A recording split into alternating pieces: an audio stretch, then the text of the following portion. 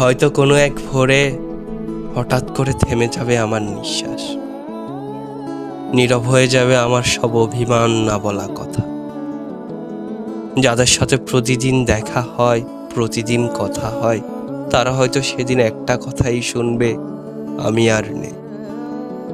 জীবনে চলার পথে কত মানুষকে কষ্ট দিয়েছি, কত মানুষ দূরে সরে গেছে, তার হিসাব কখনোই রাখিনি।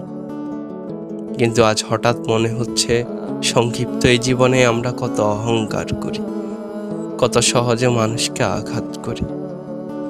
তাই চলে যাওয়ার আগে বলে যেতে চাই, যদি কখনো কারো মনে কোনো কষ্ট দিয়ে থাকি, আমাকে ক্ষমা করে দেবে। কারণ মৃত্যু এসে দরজায় কড়া নাড়ার আগেই আমি চাই আমার নামটা কারো অভিশাপে না, বরং কারো দোয়ায় থাকুক।